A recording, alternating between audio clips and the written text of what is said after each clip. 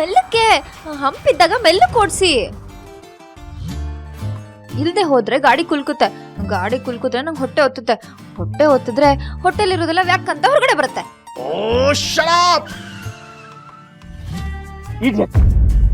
ನಿನಗೆ ಏನ್ ಮಾತಾಡ್ಬೇಕು ಏನ್ ಮಾತಾಡ್ಬಾರ್ದು ಅಂತ ಏನು ಗೊತ್ತಾಗಲ್ವಾ?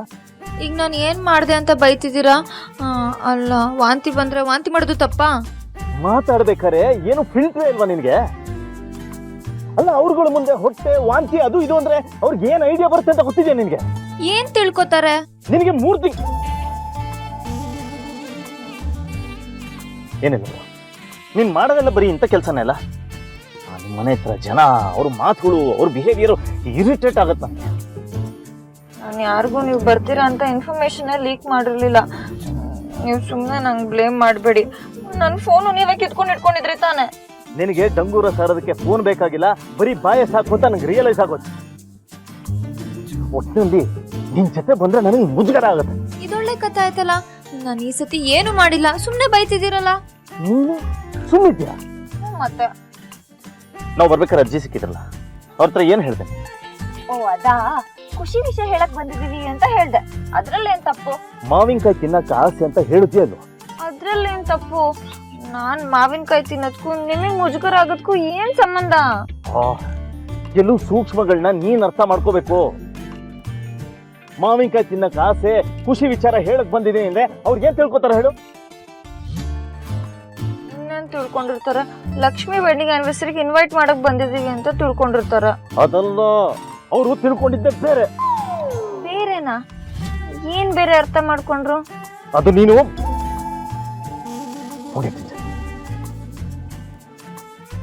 ಏನ್ ಹೇಳಿ? ಏನಿಲ್ಲ ಬಿಡು. ಅಯ್ಯೋ, ಹೇಳಿ ಹೇಳಿ, ಅದೇ ಕಷ್ಟ ಮುಜುಗರ ಪಡ್ತಾ ಇದ್ದೀನಿ. ಸ್ವಲ್ಪ ಸುಮ್ಮನೆ ಇರ್ತೀಯಾ? ಮಾತಾಡ್ಬೇಡ ನೀನು. ನೋಡು, ನೀನು ಒಬ್ಳೆ ಬಂದಾಗ ಹೇಗ್ ಬೇಕಾರಾಯ್ತು. ಅಟ್ಲೀಸ್ಟ್ ನನ್ನ ಜೊತೆ ಬಂದಾಗ ಸೈಲೆಂಟ್ ಆಗಿ ಇರೋದು ಕಲ್ತ್ಕೊ. ನೆಕ್ಸ್ಟ್ ಟೈಮ್ ಏನಾರ ಈ ಥರ ನ್ಯೂ ಸೆನ್ಸ್ ಕ್ರಿಯೇಟ್ ಮಾಡಿದೆ, ಸುಮ್ಮನೆ ಇರಲ್ಲ ನಾನು.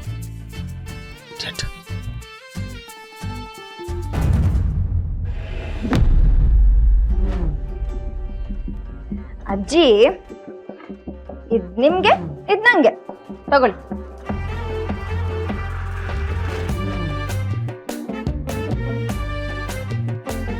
ಆದ್ರೆ ನೀವ್ ಏನೇ ಹೇಳಿ ಅಜ್ಜಿ, ನಿಮ್ ಮಗನ್ ಸವಾಸನೇ ಅಲ್ಲ.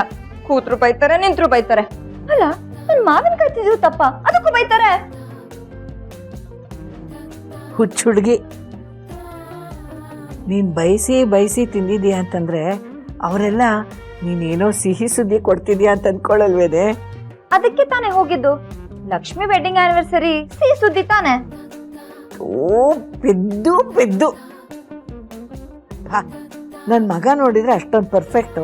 ಅದೆಲ್ಲಿ ಗಂಟು ಬಿದ್ಯಾ ನೀನು ಅವನ್ಗೆ? ಸಾಕು ನಿಮ್ ಮಗನ್ ಬಗ್ಗೆ ಬಿಲ್ಡಪ್ ಕೊಟ್ಟಿದ್ದು. ಅವ್ರು ಪರ್ಫೆಕ್ಟ್ ಅಲ್ಲ ಅಂತ ನಂಗೆ ಚೆನ್ನಾಗ್ ಗೊತ್ತಾಯ್ತು. ಅಜ್ಜಿ, ನಿಮ್ಗೊಂದು ವಿಷಯ ಗೊತ್ತಾ? ನಿಮ್ ಮಗನ್ಗೆ ಬೈಕ್ ಓಡ್ಸಕ್ಕೆ ಬರಲ್ಲ.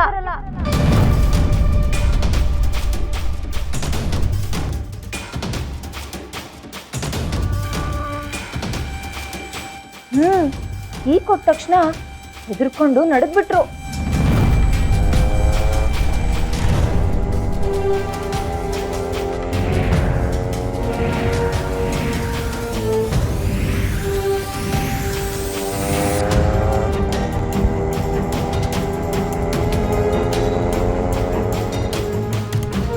ಅಲ್ಲ ಅಜ್ಜಿ, ನನ್ನಿಂದ ಕಾರ್ ಲಾಕ್ ಆಯ್ತು. ಅದಕ್ಕೆ ಸಿಟ್ ಮಾಡ್ಕೊಂಡ್ರು. ನಾನ್ ಕಷ್ಟಪಟ್ಟು ಬೈಕ್ ಅರೇಂಜ್ ಮಾಡಿದೆ. ಅದಕ್ಕೆ ಆ ಲೆವೆಲ್ಗೆ ಹೆದರ್ಕೊಳ್ಳೋದ? ನನ್ ಬೈಕ್ ಹತ್ತೋದು ಇಲ್ಲ, ಮುಟ್ಟೋದು ಇಲ್ಲ ಅಂತ ಹೇಳ್ಬಿಟ್ರು. ಅಲ್ಲ, ಒಂದ್ ಬೈಕ್ ಓಡ್ಸಕ್ ಬರಲ್ಲ ಅಂದ್ರೆ ಅವ್ರೆಂತ ಪರ್ಫೆಕ್ಟ್ ಅಜ್ಜಿ? ಲೀಲಾ,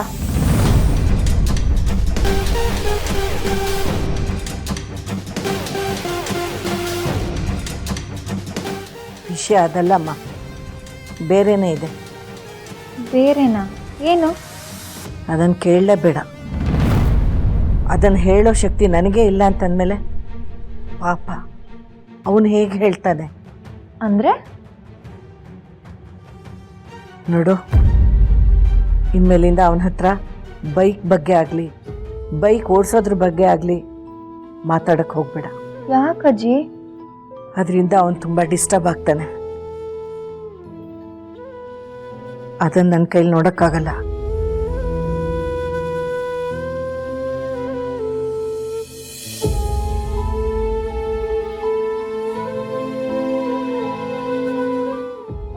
ಇಷ್ಟೊಂದು ಎಮೋಷನಲ್ ಆದ್ರು? ಮತ್ತೆ ದೊಡ್ಡ ಮಗಂಗೆ ಬೈಕ್ ಓಡ್ಸಕ್ ಬರಲ್ಲ ಅಂದ್ರೆ ಅವಮಾನ ಅಲ್ವಾ? ಪಾಪ ಅಜ್ಜಿ ಏಜೆ ಬೈಕ್ ಕಲಿದೇ ಇರೋದ್ರಿಂದ ಅವ್ರಿಗೆ ಎಷ್ಟು ಬೇಜಾರು.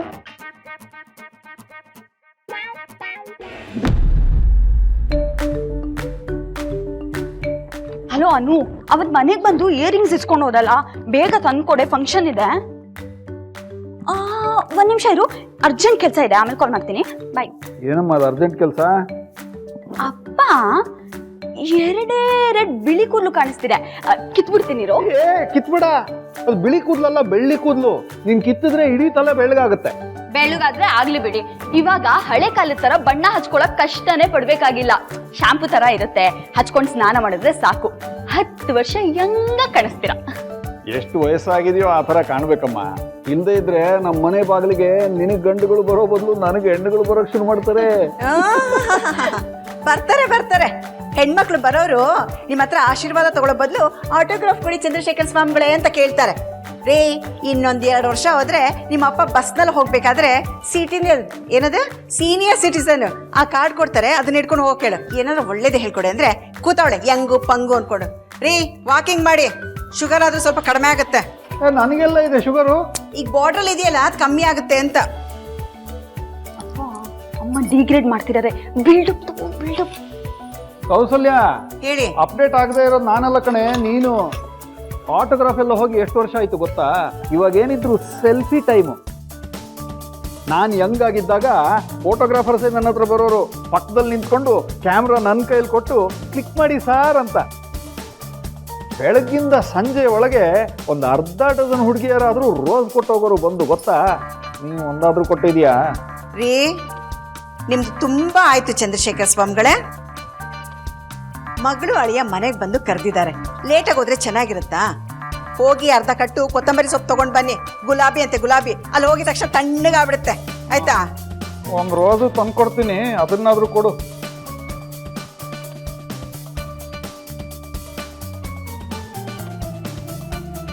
ಏನಮ್ಮ, ಏನೋ ಲವಲ್ ಸ್ಮೈಲ್ ಮಾಡ್ತಾ ಇದ್ಯಾ? ನೀನೇನೇ ನೋಡ್ತಾ ನಿಂತಿದ್ಯಾ? ಹೋಗಿ ರೆಡಿಯಾಗು.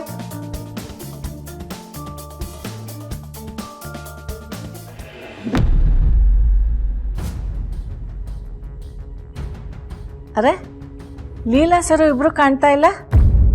ಏನು ಗ್ಯಾರಂಟಿ ಹಿಟ್ಲರ್ ಕಲ್ಯಾಣ